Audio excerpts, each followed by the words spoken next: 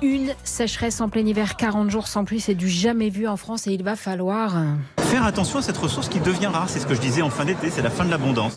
Alors, fin de l'abondance, ça c'est pour le président Macron. Le ministre de la Transition écologique et de la cohésion des territoires, Christophe Béchu, précise. 87 communes du Var font l'objet de restrictions sur les possibilités d'arrosage.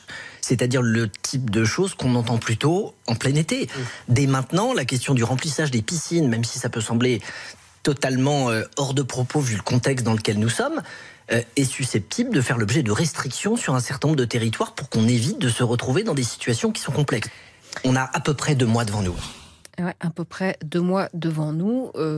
Ça fait froid dans le dos. Juan José Dorado, c'est la même chose en Espagne ?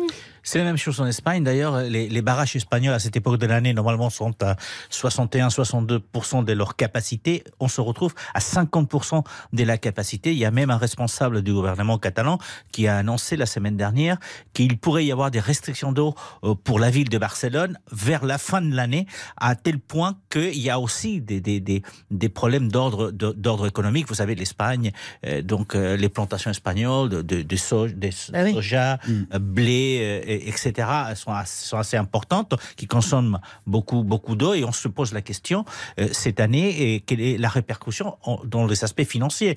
Ça va toucher grosso modo 2% du PIB espagnol, mais il commence à voir, comme on a écouté tout à l'heure en France, à se poser des questions sur les piscines, sur laver les voitures ou pas, le faire à un certain nombre de moments ou pas. Bon, c'est assez compliqué. Même si l'Espagne est quand même assez développée dans la gestion, dans la gestion de l'eau. Mieux que la France d'ailleurs, parce qu'en France, les fuites d'eau dans le réseau font gaspiller 20% de l'eau potable. C'est quand même inouï. Très très mauvaise aussi dans le recyclage des eaux et par rapport à d'autres pays européens. Nous, on a créé aussi des fabriques pour désaliniser l'eau. Alors ça, l'autre problème, c'est que ça consomme de l'énergie. Oui, voilà. Donc, mais voilà, c'est des problèmes qui se rajoutent à d'autres problèmes. Mais c'est vrai que nous, on a développé depuis des années, effectivement, des mesures pour contrer ça.